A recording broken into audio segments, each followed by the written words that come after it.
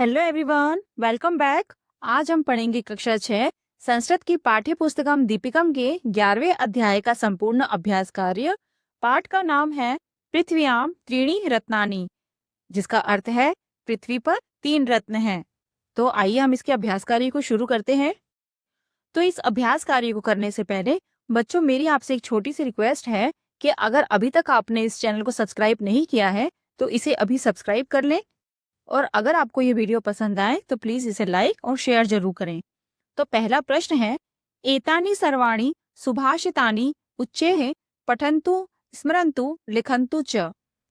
एतानि सर्वाणि, इन सभी सुभाषितों को जोर से पढ़िए, याद कीजिए और लिखिए। तो बच्चों, आपको अपनी कॉपी पर इन सुभाषितों को लिखना है और याद करना है। अब दूसरा प्रश्न है, अधोलिखितानां प्रश्नानां उत्तराणि एक पदेन लिखन्तु।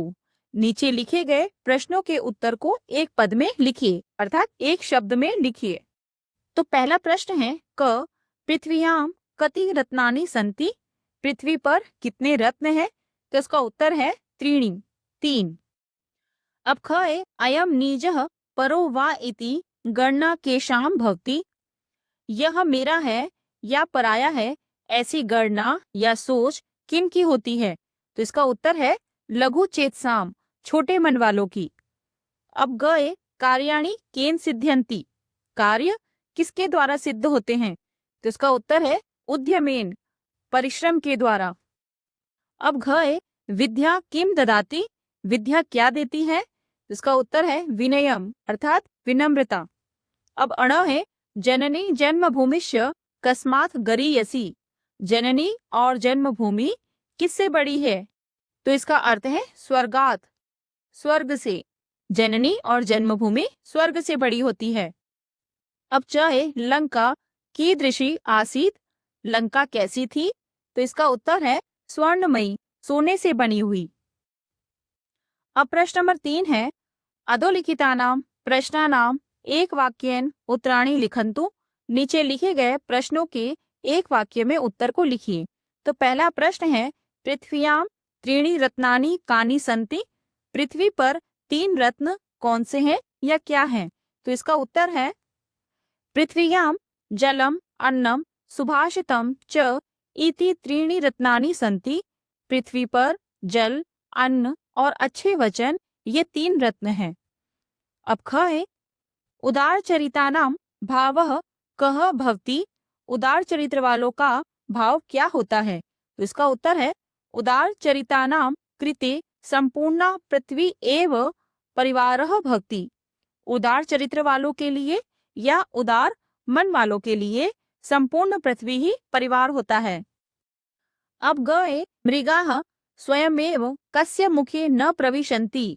हिरण स्वयं ही किसके मुख में प्रवेश नहीं करते हैं? तो इसका उत्तर है मृगाः स्वयमेव सुप्तस्य सिंहस्य मुखे न प्रविशन्ति। हिरण स्वयं ही सोए हुए शेर के मुख में प्रवेश नहीं करते हैं। अब घ, अभिवादनशीलस्य नित्यम कानि वर्धन्ते। बड़ों को प्रणाम करने वालों की हमेशा क्या बढ़ते हैं? तो इसका उत्तर है अभिवादनशीलस्य नित्यम आयुः विद्या यशः बलम च वर्धन्ते। बड़ों को प्रणाम करने वालों की हमेशा आयु, विद्या, यश और बल बढ़ते हैं। अब अण है, मनुष्य धनात् किम आपनोति। मनुष्य धन से क्या प्राप्त करता है? तो इसका उत्तर है मनुष्य धनात् धर्मम आपनोति। मनुष्य धन से धर्म प्राप्त करता है। अब लास्ट प्रश्न है, उत्पन्नेषु कार्येषु कीदृशम धनम उपयोगाय न भवति। उत्पन्न हुए कार्यों में किस प्रकार का धन उपयोग के लिए नहीं होता है? तो इसका उत्तर है उत्पन्नेषु कार्येषु परहस्तगतम धनम उपयोगाय न भवति। उत्पन्न हुए कार्यों में या आवश्यकता पड़ने पर दूसरों के हाथ में गया हुआ धन उपयोग के लिए नहीं होता है। अब प्रश्न नंबर 4 है, चित्रम दृष्ट्वा वाक्यानि रचयन्तु। चित्र को देखकर वाक्य की रचना कीजिए, अर्थात वाक्य को बनाएं। तो यहाँ पर चित्र दिया है वृक्ष का। वृक्ष से हमें फल प्राप्त होता है, लकड़ियां प्राप्त होती हैं, वृक्ष छाया देता है, वृक्ष कागज देता है, पेड़ हमें पत्ते देता है और फूल देता है।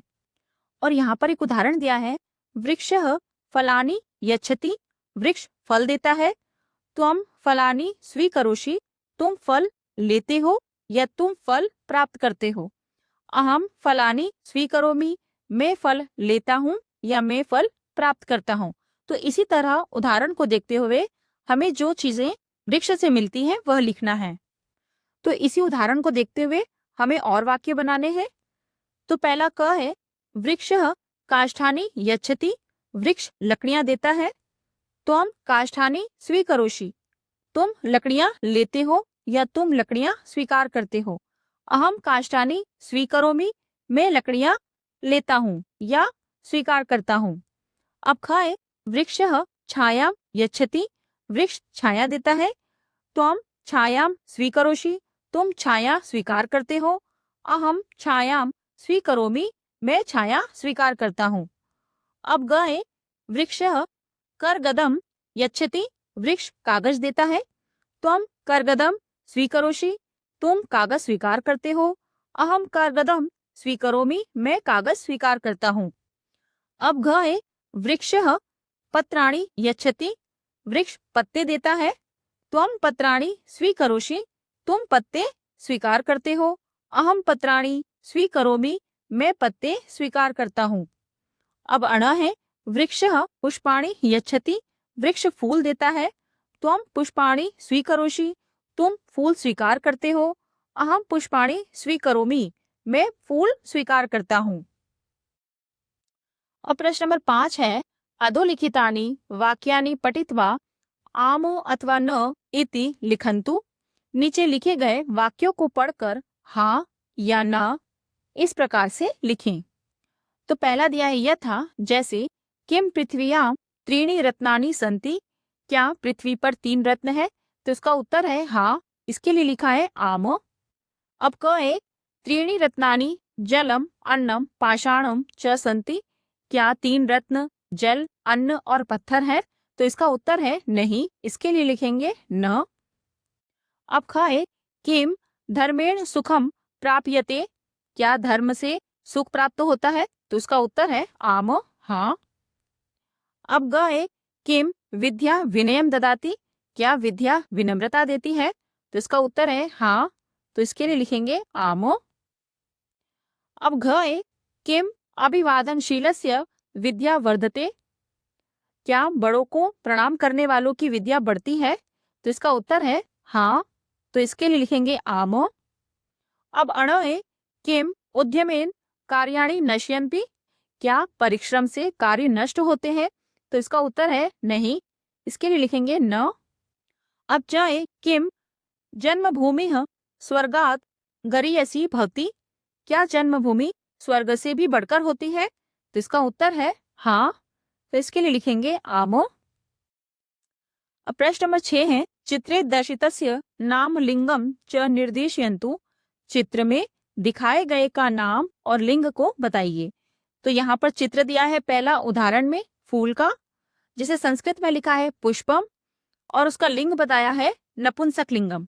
तो उसी तरह यहाँ पर कुछ चित्र दिए गए हैं, उन चित्रों के नाम संस्कृत में बताने हैं और वह कौन से लिंग के हैं वह भी बताना है। तो पहला दिया है, यह एक शेर का चित्र है, तो संस्कृत में से कहेंगे सिंह, और यह एक पुल्लिंगम शब्द है। अब इसके नेक्स्ट एक फल का चित्र दिया है, तो इसे लिखेंगे फलम, यह भी एक नपुंसक लिंगम शब्द है। अब यह चित्र एक महिला का है, तो इसके लिए लिखेंगे महिला, और यह एक स्त्रीलिंगम शब्द है। यहाँ पर एक पेड़ दिया है, पेड़ के साथ उसकी छाया भी दिखाई गई है। अगर हम वृक्ष लिखते हैं तो यह एक पुल्लिंग शब्द होगा, और अगर हम छाया लिखते हैं तो यह एक स्त्रीलिंगम शब्द है। यहाँ पर अनेक पुस्तकें दी गई हैं, इसलिए लिखेंगे पुस्तकानि, और यह एक नपुंसक लिंगम शब्द है। अब प्रश्न नंबर 7 है, वलये पदानि विलक्ष्य सुभाषितम पूरयन्तु, गोलों में शब्दों को लिखकर सुभाषित को पूरा करें। तो यह प्रश्न विद्या ददाति विनयम सुभाषित पर आधारित है, जो कि अधूरा है। तो इस सुभाषित को हम छूटे हुए शब्दों के द्वारा पूरा करते हैं। विद्या ददाति विनयम विनयात याति पात्रताम, पात्रत्वात् धनम आपनोति, धनात् धर्मम, ततः सुखम। जिसका अर्थ है विद्या ददाति विनयम, विद्या विनम्रता देती है, विनयात याति पात्रताम, विनम्रता से योग्यता प्राप्त होती है, पात्रत्वात् धनम आपनोति, योग्यता से धन प्राप्त होता है, धनात् धर्मम, धन से धर्म होता है, ततः सुखम, और उसके बाद सुख प्राप्त होता है। तो 8वां प्रश्न है पट्टिकातः पदानि चित्वा निर्देशानुसारम पदानि लिखन्तु। पट्टिका से शब्दों को चुनकर निर्देश के अनुसार शब्दों को लिखिए। तो यहाँ पर एक बॉक्स दिया गया है, इनमें जो शब्द दिए गए हैं वे सभी तीनों लिंगों में दिए गए हैं और यह सभी शब्द प्रथमा विभक्ति के हैं। तो पहला हम क देखते हैं, इसमें पुल्लिंग शब्द लिखने हैं। उदाहरण दिया है उद्यमः, तो दूसरा लिखेंगे विनयः, फिर लिखेंगे नीजः और पराक्रमः। यह सभी पुल्लिंग शब्द है। फिर दिया है स्त्रीलिंग पदानि, तो उसमें दिया है पहला वसुधः, फिर लिखेंगे जननी, विद्या, बुद्धि, शक्ति। यह सभी स्त्रीलिंग शब्द हैं। आप लिखेंगे नपुंसक शब्द, तो वे हैं धैर्यम, पत्रम, मूलम, धनम। यह चारों नपुंसक शब्द हैं। अब प्रश्न नंबर 9 है पाठगतानि सुभाषितानि स्मृत्वा रिक्ते स्थानानि पूरयन्तु। पाठ में दिए गए सुभाषितों को याद करके रिक्त स्थानों को पूरा कीजिए। तो बच्चों, अगर आपको यह सभी सुभाषित जो इस पाठ में दिए गए हैं याद है तो आप इन रिक्त स्थानों को अच्छे से पूरा कर पाएंगे। तो पहला है क पृथ्व्याम त्रीणि रत्नानि डैश सुभाषितम, तो यहाँ आएगा जलम अन्नम। पृथ्वी पर 3 रत्न जल, अन्न और अच्छे वचन हैं। अब खाए उदार चरितानाम तू डैश कुटुंबकम भवति, तो यहाँ लिखेंगे वसुधैव। उदार चरित्र वालों के लिए तो पूरी पृथ्वी ही परिवार होती है। अब गए उद्यमेन ही डैश सिद्ध्यंति, तो यहाँ लिखेंगे कार्याणि। परिश्रम से ही कार्य सिद्ध होते हैं। अब गए अभिवादनशीलस्य वृद्धोपसेविनः डैश वर्धन्ते, बड़ों का अभिवादन करने वालों की और वृद्धों की सेवा करने वालों की उनके 4 चीजें बढ़ती हैं।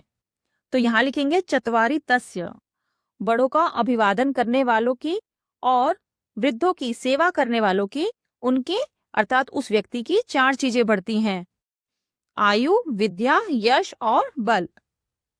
अब अड़ा है उद्यमः डैश पराक्रमः, तो इसमें लिखेंगे साहसः धैर्यम बुद्धि शक्ति।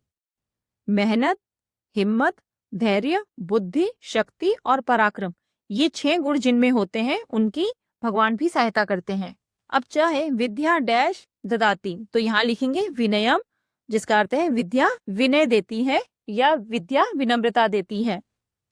अब चाहे जननी जन्मभूमिश्च डैश गरीयसी भवति, तो यहाँ लिखेंगे स्वर्गादपि। जननी और जन्मभूमि स्वर्ग से भी बढ़कर होती है। अब प्रश्न नंबर 10 है चित्राणि दृष्ट्वा उचितान श्लोकांशान लिखन्तु। चित्र को देखकर उचित श्लोकों के अंश को लिखिए। तो इस चित्र में एक व्यक्ति कड़ी मेहनत कर रहा है, तो उसके लिए श्लोक का अंश लिखेंगे उद्यमेन ही सिद्ध्यन्ति कार्याणि, मेहनत से ही कार्य सिद्ध होते हैं। अब यहाँ दूसरा चित्र दिया है जिसमें जल, अन्न और एक किताब को दिखाया गया है। यह किताब सुभाषित और अच्छे वचन को दिखाती है। तो इसके लिए श्लोक लिखेंगे पृथ्व्याम त्रीणि रत्नानि जलम अन्नम सुभाषितम। पृथ्वी पर 3 रत्न है, जल, अन्न और अच्छे वचन। यहाँ पर एक चित्र दिया है जो मानचित्र का है। यह चित्र भारत माता को दर्शाता है। तो इसके लिए श्लोकांश लिखेंगे जननी जन्मभूमिश्च स्वर्गादपि गरीयसी। जननी और जन्मभूमि स्वर्ग से भी बढ़कर है। अब यहाँ पर एक चित्र दिया है जिसमें एक व्यक्ति दूसरे व्यक्ति को धन दे रहा है। तो इसके लिए श्लोक लिखेंगे पात्रत्वात् धनम आपनोति। मनुष्य योग्यता से धन प्राप्त करता है। तो यहाँ पर हम यह श्लोकांश भी लिख सकते हैं पुस्तक स्थातु या विद्या पर हस्तगतं धनम कार्य काले समुत्पन्ने न सा विद्या न तद धनम। क्योंकि इसमें एक व्यक्ति दूसरे व्यक्ति के हाथ में अपना धन दे रहा है। अब यहाँ पर एक पूरी पृथ्वी का चित्र दिया गया है। तो इसके लिए हम श्लोकांश लिखेंगे उदार चरितानाम तु वसुधैव कुटुंबकम। उदार चरित्र वालों के लिए अर्थात उदार हृदय वालों के लिए तो पूरी पृथ्वी ही परिवार है। तो यह था 11वें अध्याय का संपूर्ण हिंदी अनुवाद। अगर बच्चों आपको यह वीडियो पसंद आए तो प्लीज इसे लाइक करें, शेयर करें और सब्सक्राइब करना ना भूलें। Thank you, bye.